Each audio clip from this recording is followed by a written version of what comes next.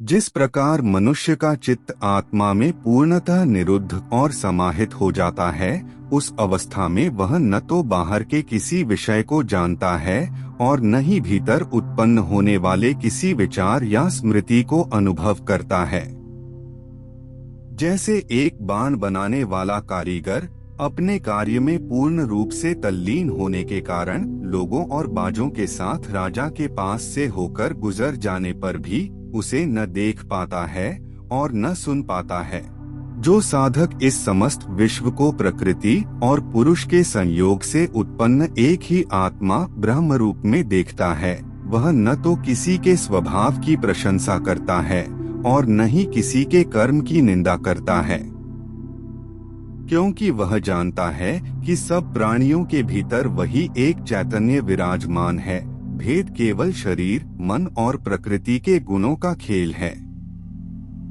इस बोध से उसके हृदय में समता, शांति और करुणा स्थिर हो जाती है। जो साधक अव्यक्त प्रकृति से उत्पन्न देह, मन, बुद्धि का धारक होते हुए भी अपने चित्त को पहले महत्तत्व रूप सूत्रात्मा में स्थिर करता है और फिर उस सूक्ष्म कारण रूप सूत्रात्मा को भी अतिक्रमण करके मुझ में, जो निर्गुण, निरुपाधि, अखंड चैतन्य स्वरूप आत्मा हूँ, पूर्णतः एकीभूत कर देता है।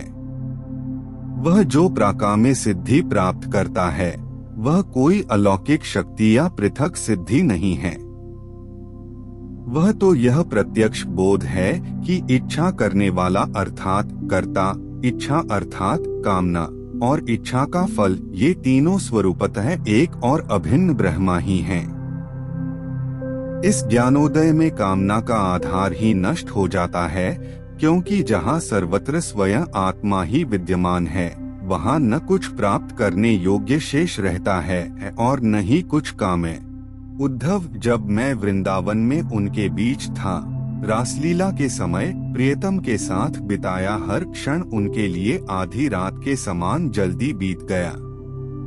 लेकिन मेरी अनुपस्थिति में उनके लिए हर रात एक कल्प के समान लंबी और विरहपूर्ण प्रतीत हुई।